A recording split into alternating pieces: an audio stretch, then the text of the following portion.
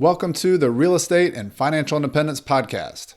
My name is Chad Carson. You can call me Coach Carson. Welcome to another episode. If you're new here, this is a show all about investing in real estate, achieving financial independence, and doing more of what matters. The topic for today's episode is one that if it's not already your favorite topic in real estate investing, I hope I'll convince you that it should be pretty soon, because we're going to talk about cash flow. And more specifically, I'm going to share with you how to calculate your rental property cash flow step by step. So kind of a comprehensive guide to figuring out what it means to have cash flow on a rental property. But before we get started, I want to remind you of the sponsor of this show, which I don't have any third-party paid sponsors, but I do have sponsorships from my other parts of my Coach Carson website and business. And I want to remind you that not to miss out on my free real estate investing toolkit over at coachcarson.com/newsletter. When you subscribe to my email newsletter, I also send you this free toolkit, and it includes a lot of practical tools. For example, I have a closing checklist that every time I use when I buy a property, I use this checklist, and it helps you not forget anything important. And trust me, there are things you can forget when you're buying a property. I also have a deal worksheet that has all the formulas and all the questions I ask sellers when I'm buying a property. And so you can use that as well to help you kind of go through the process of evaluating and buying a deal. And there's all sorts of other goodies that you get there as well. So you can find that at coachcarson.com/newsletter. So I want to begin the topic today with a quote from another real estate investor, veteran investor, and author actually, named Frank Gallinelli. And this quote goes like this: "Investors don't decide to buy properties. They decide to buy the income streams of the properties." End quote. So the point is that some rental buildings are beautiful, right? They're sticks and bricks. They're things you can look at, and I love that about real estate investing. I particularly admire well-constructed brick structures that have hardwood floors and large, dry crawl spaces. You can tell I'm a landlord, and I think about maintenance. I like big, tall crawl spaces that are nice and dry, so you can get to all the plumbing and everything underneath there. But the building only matters indirectly for us as rental property investors. The beauty of the building is relevant only because it attracts good tenants who pay you rent consistently. And then that rental income stream can be used to cover your expenses and to produce cash flow and increase the amount of money you have in your bank account balance. Cash in the bank. Isn't that a beautiful concept? I think so. Cash flow is like a pristine mountain stream that continuously provides nourishment to your business and to your life. Cash flow pays your bills. It helps you pay off your mortgages, and it gives you a resource to reinvest and to grow your ever growing larger pool of investments to a point where you can achieve financial independence. But this beauty of cash flow from real estate is actually a sort of an elusive thing. Not all properties produce cash flow equally. And there are too many investors that ignore the steps required to calculate that cash flow up front. I think that's one of the reasons we end up with properties that don't produce cash flow, is because we're not honest about evaluating it on the front end. So when this happens, you invest with your eyes only half open. So you're sort of ignoring some of the facts and some of the things you could have figured out up front.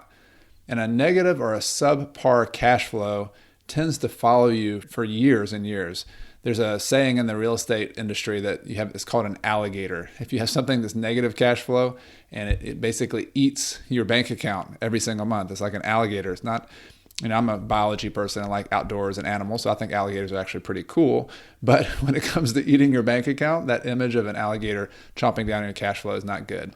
So it's good to know up front whether you really have an alligator or whether you actually have something that has positive cash flow. By the way, I know about these alligators from firsthand experience. I hope to remedy that situation of going in unaware to a property. I want to help you but go in with your eyes completely wide open. And so I'm going to show you the most common ways to calculate real estate cash flow so that you can recognize it, and so also that you can seek it out in every investment that you purchase. So we sort of got this water metaphor going, comparing cash flow to the flow of water. And so I want to start first with this concept called the waterfall of cash flow. You can think of real estate cash flow sort of like a waterfall. So it comes off of a cliff, and beautiful cascades down off the cliff into a pool below. You, as the investor, you're at the bottom. You get what's left over at the bottom of the waterfall. And here is a list of what that waterfall looks like on the way down. So at the very top, number 1, you collect rent. Number 2, a little bit further down from the top, you have to take out all of your operating expenses. These are payments for things like taxes, insurance, maintenance. I'm going to go into some other details on what these things are, but just think about these. Your rental property is a business, and these are the ordinary things that it takes to run that business called your rental property. Number 3, so the third thing taken out of that cash flow waterfall are your capital expenses. So you have to pay, not every day, but every once in a while, you have to pay to replace things like your roof, like your heating and air system, over a long period of time, your driveway, even the structure of the house. Pretty much everything's falling apart. That's the way things work in the world. They deteriorate over time, and it takes different amounts of time for things to deteriorate. Appliances might have a 5-year life. Your roof might have a 20 or 30-year life. Heating and air system might have a 10-year life, 15-year life. All of them have a period of time, but these bigger expenses we call capital expenses, and I'll talk a little bit more about them as well. But that's the next thing that's taken out in your cash flow waterfall. Number 4 is your mortgage payments, if you have mortgage payments. So after all of those operating expenses, your capital expenses, you need to pay your mortgage. Number 5, you have to pay your income taxes. So that doesn't go away. Uncle Sam, state tax people want their taxes. And then finally, at the bottom, you get to pay you as the owner or as the equity partner of your rental property business. Now that's a long waterfall, isn't it? When you start listing them out there like that, there are a lot of opportunities for that precious cash flow to be diverted away from you. And that's often what happens with a lot of rental properties. So since the goal of real estate investing is to pool as much cash as possible at the bottom of the waterfall, it's critical to understand and correctly calculate all of those prior steps. This is going to help you negotiate the right price when you're buying a property. It's going to help you negotiate the right financing terms. And by doing that, price and terms, those are the key negotiating points up front. And often your cash flow is determined by how you buy the property up front, by the way, the price and the financing. Those are the things that ensure that you have a steady stream of cash flow for many years to come. All right, so to break that down some, I want to give you some formulas that you can use. And by the way, as I'm going through some of these formulas, and if I talk about numbers, I'm going to try to keep it really simple. But if the math or the formulas get a little bit too technical for you, just know that you can listen through this the first time. And I have a companion article that you can see in the show description that I wrote, a very long kind of comprehensive article about this. And you can read along at the time that's convenient for you when you're not driving or you're not out. But for now, just listen to it, kind of get it, listen to it again if you need to, and then you can go back and read it later on and look at some of the visuals as well. So the first formula, or the calculation of cash flow that I want to talk about, is something called net operating income. So net operating income. It's also short. You'll see a shortened term for that called NOI. So you could hear either one of those, net operating income or NOI.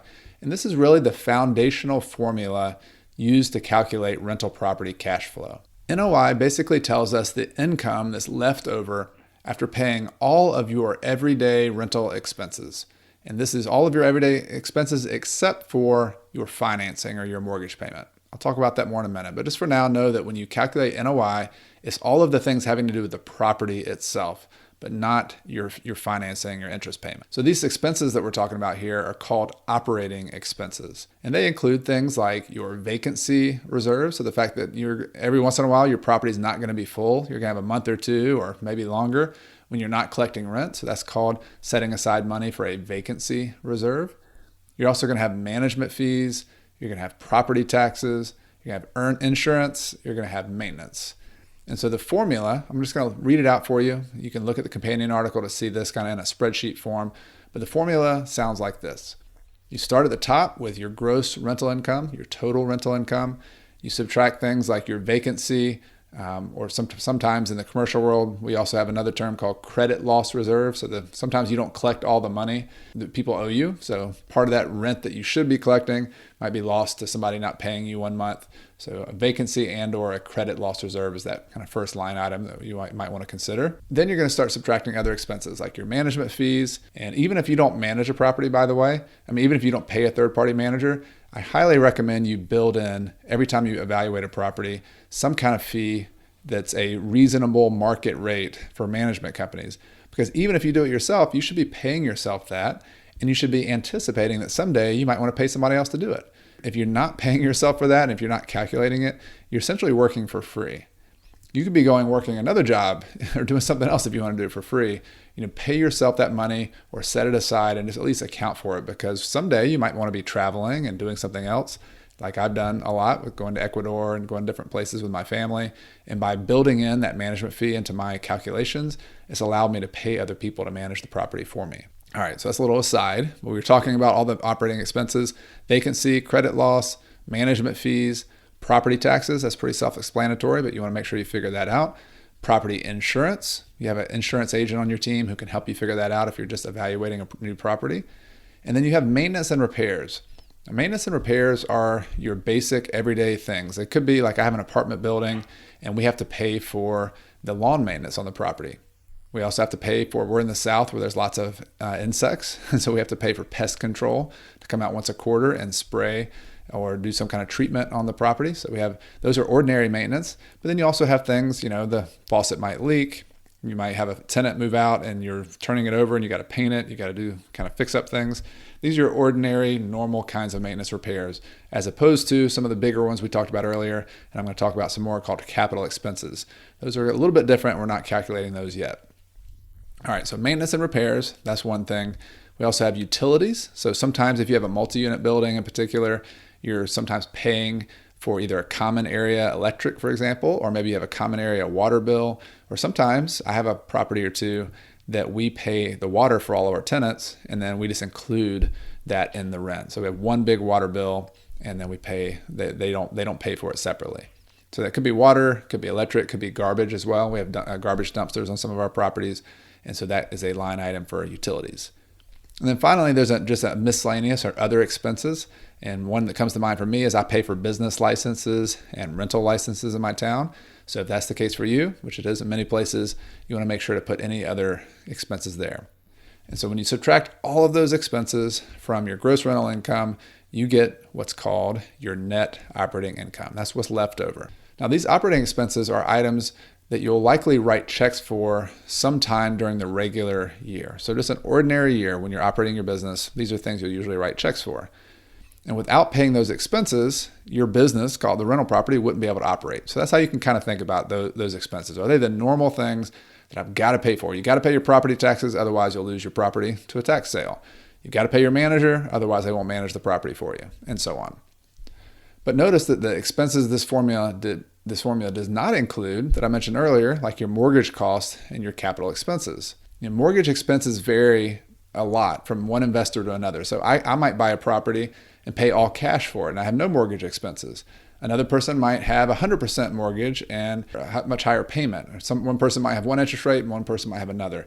So getting the net operating income and not including the mortgage is one way to help evaluate a property on its own merits. So we're not looking at the mortgage, we're not looking at the interest because that can vary so much. We just want to look at how good this rental property is at producing cash flow. That's really what net operating income is all about. And capital expenses I'll get into in just a second because that's another animal. So let's look at just give you some numbers and examples that might help this concept of NOI sink in. So let's use an example with a house that rents for $1,500 per month.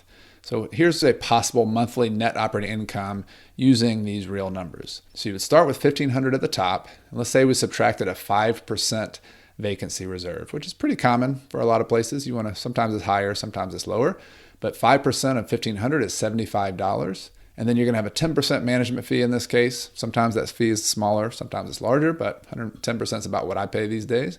So $150 is the management fee. We have $2,000 a year in property taxes, and that's $167 a month. We have $1,200 in property insurance, so that's $100 per month. We have $75 per month in maintenance and repairs. In this particular house, I don't have any utility expenses because the tenant pays for all of those.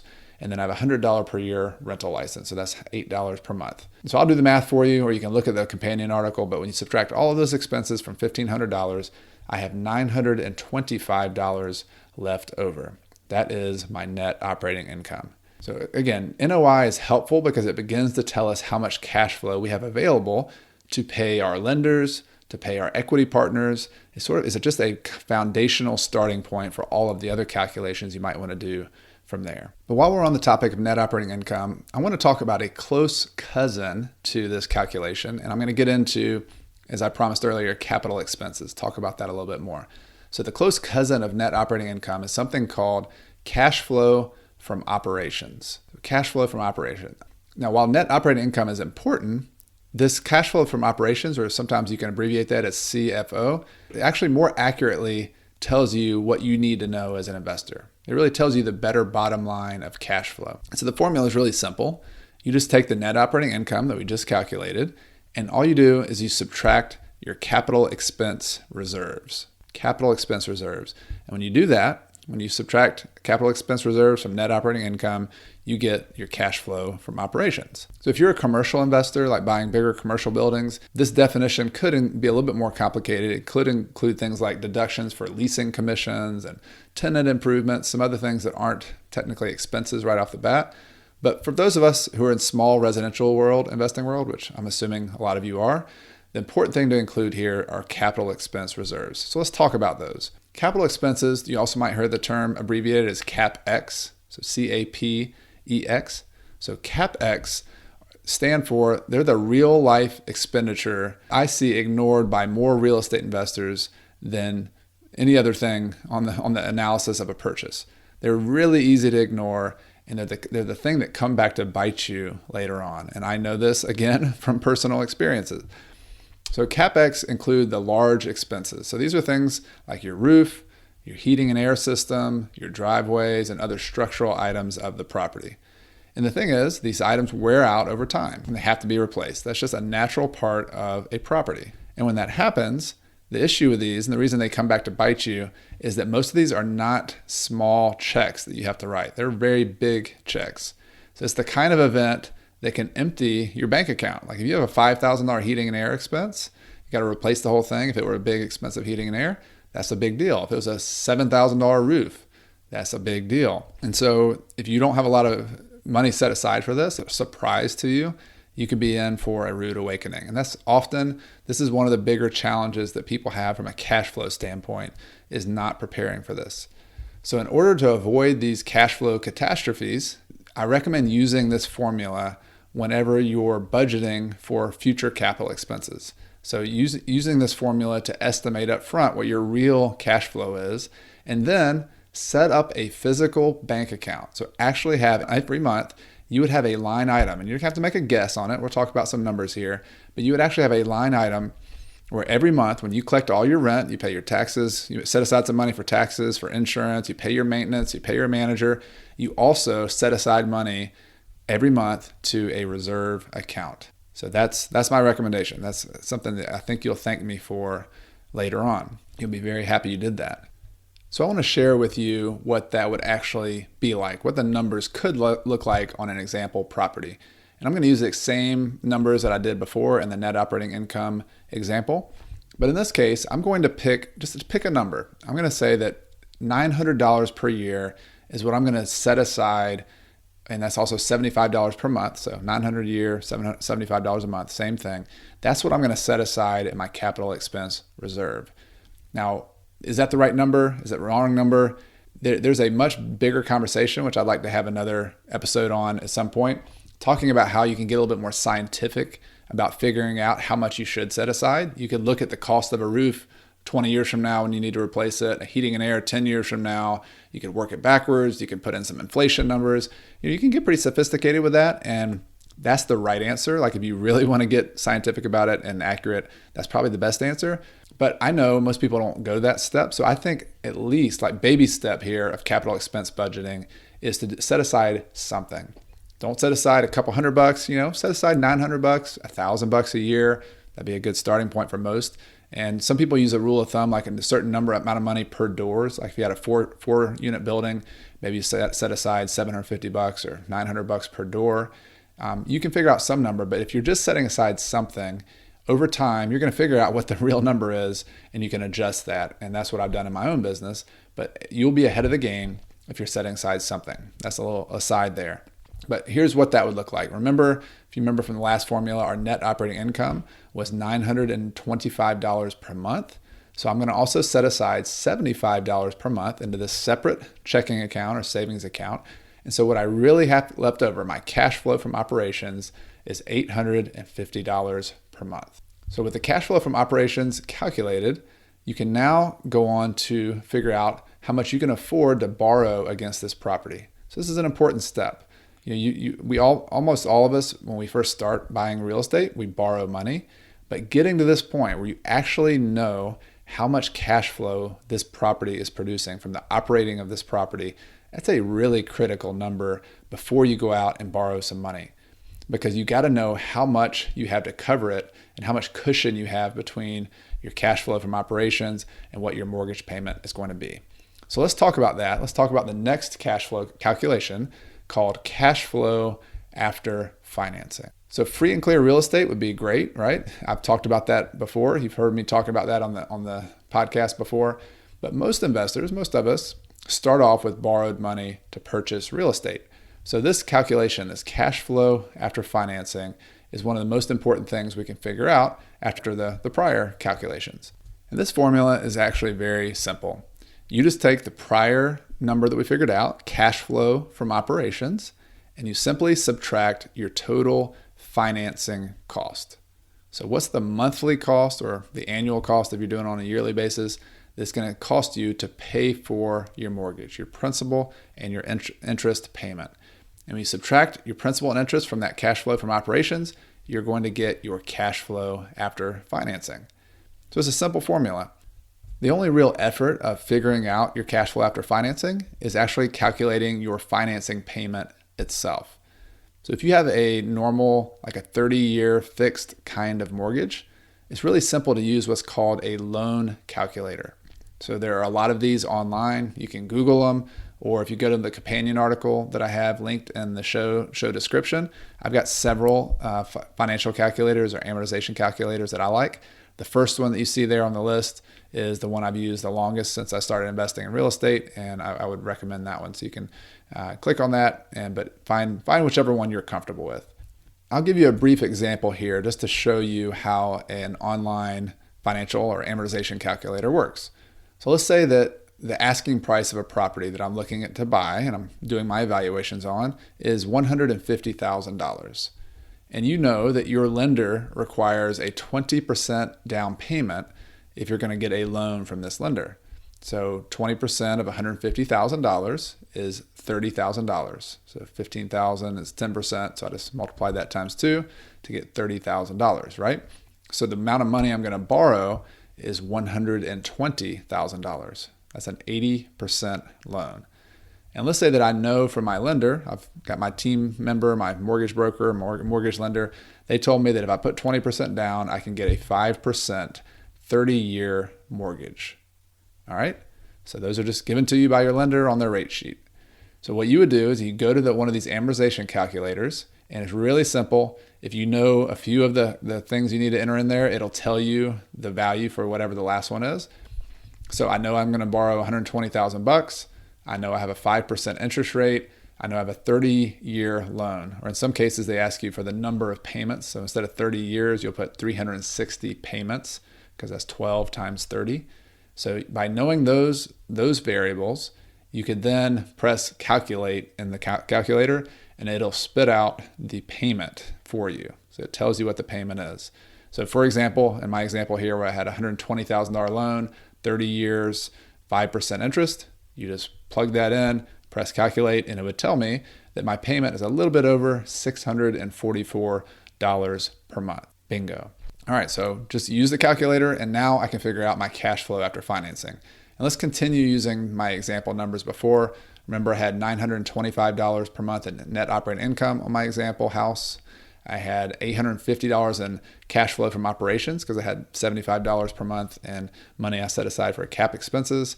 And then I have now $644 in financing costs. So $850 in cash flow from operations minus $644 in financing costs. I have just over $200 per month, $206 or $2,470 per year. Now, again, if all this math is like going right over your head and it just seems confusing, just know you can check out the companion article and see some visuals and spreadsheets on that, and it'll help you make more sense. For now, I just want to get you to get familiar with these terms: cash flow from operations, cash flow after financing, net operating income. Just keep listening to these, keep remembering them, because these are important things that you want to use when you're buying your properties. All right, so we've talked about all of these so far, but we're forgetting one important buddy of ours, one partner that we have who gets angry if we forget to pay him. And that partner is called Uncle Sam, the tax man. And so we also need to figure out some taxes. And that's what I want to talk about next: cash flow after tax. So far we've paid all of our operating expenses. Remember this waterfall metaphor? We started at the top, we collected rent, we paid our operating expenses, we paid our capital expenses reserves, we paid our lender now, but we've still got to pay income taxes before we can figure out how much we get to keep as the owner of the property. So the final calculation then is cash flow after tax. It's going to take a couple steps. The first thing you need to figure out is how much of your rental income that you collect is actually taxable. And so this is not as straightforward as you might think, because the number and how much you actually get to keep is not the same as the cash flow from the calculations before. So let me just tell you this formula first, and then we'll dig into it a little bit. So you start off with the gross rental income, so the same amount that we did before. You're going to subtract your operating expenses. So far, so good, right? We remember that, and we get it with our net operating income. So we've done that. That was our first step in this episode. Then what we're going to do is we're going to subtract our interest expense. Our interest expense. This is not the same as our whole mortgage payment. This is just our interest expense, because most mortgage payments include interest, or the fee. You can think about it as the fee that the bank charges, or the rent that the bank charges us to use their money. But we also pay principal typically. And when you're calculating your taxable cash flow, you actually don't include the principal. You just include interest. So net operating income minus interest expense. And then you're going to subtract one more thing. You're going to subtract your depreciation expense. So if you haven't learned about depreciation yet, I actually did an episode number 37 on the podcast called The Incredible Tax Benefits of Real Estate Investing. And I talked more about depreciation in that episode. So go back and listen to that to get a refresher. But essentially what you need to know for now is that depreciation expense is different than like paying your property taxes or your maintenance or your manager. It doesn't actually come out of your pocket. It's just going to show up on your tax return. So the point for now, we're going over the formula, is that you subtract your interest expense, you subtract your depreciation expense, and you get what's called your taxable income. Now, your taxable income is different from our prior calculations, which were the cash flow from operations or cash flow after financing. It's different. It's different because not everything you spend cash on is a taxable expense. So not everything you spend cash on is a taxable expense. So it leaves your bank account, but it's not necessarily a deduction on your taxes. It's not something you can reduce your taxable expense. And let me explain with an example. So remember those capital expense reserves that you set aside? And remember that mortgage principal that you paid every month, a little bit of your mortgage payment is reducing the principal on your loan. Well, both of those cost you cash. They come out of your pocket. They come out of your bank account, but those are not expenses on your tax return. You are actually making money by paying down your principal. So they're not going to allow you to deduct that and save money on your taxes. And those capital expense reserves, you're essentially just moving it from one checking account to a savings account. So it's not actually an expense today. One day when you actually have that roof expense and you spend $7,000 on a roof, you still can't deduct it all today, but the IRS or your tax agency will allow you to spread that out over a period of time and save some money on taxes over time. The main point is you just need to remember that cash flow and what's left over in your bank account is not always the same as what you're taxed. Sometimes it's more, sometimes it's higher. And it's also different because there are other expenses that you actually don't spend any money on, and yet you still get the deduction. So that's what we talked about before, depreciation. So there's some things that come out of your bank account and you don't get a deduction for, like capital expenses, like mortgage principal. There are other things that you don't even spend any cash on and you get a deduction. That's called depreciation. And depreciation, that type of expense that you actually don't it doesn't come out of your pocket, is called a paper loss, which means it can make your taxable income less than the actual cash flow you receive. And that's actually a good thing. If you have a lot of depreciation, another term for that is called sheltering some of your real estate cash flow. It's protecting it from being taxed. And that's one of the benefits of owning real estate. Now, I'm going to explain briefly how you actually figure out the amount that you can use for depreciation. But again, if you're listening to this and this is the first time you've heard it, you can listen to it again, or you can also, and I recommend this, get help from a tax professional. So if you have a CPA, a certified public accountant who's working for you, helping you prepare your tax return, then they're going to be very familiar with this and they can help you out with this. You would just save all your documentation from when you bought the property. You have a consultation with them, and they're going to help you figure that out. But for those DIY type people in the audience, I know you're out there, to calculate depreciation, you have to know your cost basis for the physical building that you're buying. So the cost basis. According to the IRS, the land that you buy, so every property you buy is one part land, the dirt that's sitting there that your house is on or your property's on, and it's also another part, the physical building. So if you buy a property for $200,000, some portion of that is land and some portion of that is the physical building. And the IRS, what they tell you is that land doesn't actually go down in value. It doesn't depreciate. Just the building does. So the first step is you have to separate the land and the building cost before you can start calculating what the depreciation is. Doing that is another thing you're going to talk to your CPA about, but you have to figure out some way to calculate the value of that land up front. So let me give you an example. Let's say in the single family house example I've been using earlier, let's say that $120,000 out of the $150,000 purchase that I made was the building. So $120,000 building, which means the other $30,000 balance of that was land. This is a residential property.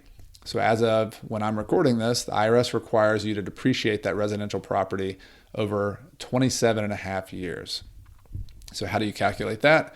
You would divide your $120,000 building value by 27 and a half to get your yearly depreciation expense.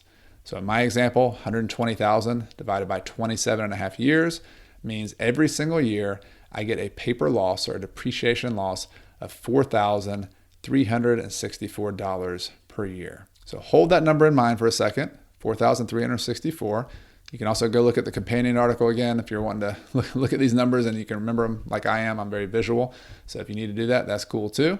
But hold that number in your head for a second, because we're going to continue figuring out our after-tax cash flow. And our depreciation expense was the first step. But remember, we also have to deduct our interest expense. So our interest expense is just the portion of your mortgage payment that goes towards interest.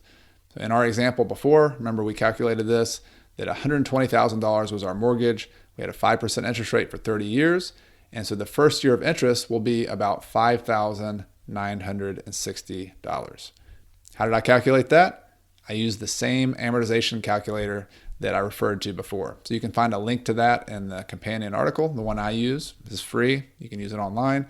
And so it's really simple to figure it out. There's a little box you check on that amortization calculator called Show Amortization Schedule. So you click on Show Amortization Schedule, you click Calculate, and you can just scroll down. It has like just a spreadsheet basically, and you can look at the year by year cumulative interest. It tells you how much interest you have every year, and so you can just look at that and it'll tell you how much of your payment is principal and how much of it is interest. So now that we have our depreciation expense calculated, now that we have our interest expense calculated, we can finally figure out how much is our taxable income. And so I'm going to go through the numbers again using our real example that we've been going through this entire episode. We had $1,500 a month in rent. We subtracted our operating expenses and we ended up with $925 in net operating income. The next step here is to subtract our interest expense and our depreciation expense. So our numbers were $497 per month in interest expense. That was $5,960 per year. That's how I got that. And then we had a depreciation expense of $364 per month. That was $4,364 per year. But the bottom line here is, after subtracting our interest and depreciation, we have $65 per month or $776 per year in taxable income. So interestingly enough, let's take a step back here for a second. Your taxable income is only $776 per year, even though the cash flow on this same example, the amount of money that goes in your bank account every year, the cash that's called your cash flow after financing, is $2,470. So hold those two numbers in your head. $2,470 is the cash flow after financing that goes into your bank account, and the taxable income is $776. So it's a lower number. So what does that actually mean? Well, that means when you report on your tax return, the amount of money that the government is going to look at and say, you need to pay taxes on your income. They're going to look at that $776. They're not going to look at that $2,470. So this is, again, the difference between taxable income and cash flow after financing. So that $776, you'll put that on your tax return, and then you got to do this final step, which is figuring out, all right, what does that mean for how much tax do I actually have to pay on that? I'm going to have to use just some examples again, and I'm going to assume that your tax bracket, and for this income in this example, is you're going to pay a 25% tax. Now, that may be wrong. It might not be the right number. I just had to pick a number because we want to keep our math simple and do this. You pick whatever your tax bracket is, and that's something that you can figure out online, or your CPA can help you figure out as well. So what that means is you're going to owe taxes of 25% of whatever that taxable income was. So in this case, 25% times 776, and I'll do the math for you. That means we owe $194 in tax on this property. That's how much we have to pay to the taxing agency. So that brings us to our very last calculation in this example. We want to figure out what the real bottom line is. This is the ultimate bottom of the pool of cash flow number. We're going to subtract, remember we had $850 in cash flow from operations, or if you want to take a step before that, we had $925 in net operating income. We subtracted some capital expenses, and we got down to $850 in cash flow from operations.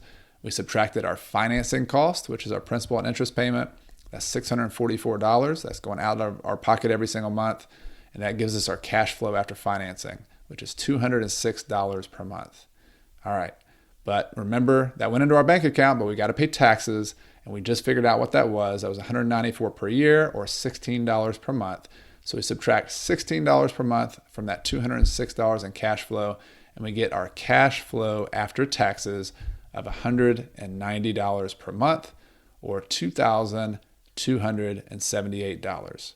Now, if those numbers were kind of tricky to follow, and I think if I were listening to this, it'd be a little tricky for me. I've been trying to repeat these and go back, listen to it again, read the companion article, but I hope you get this cash flow waterfall concept. We've gone all the way from the top of the waterfall all the way to the bottom.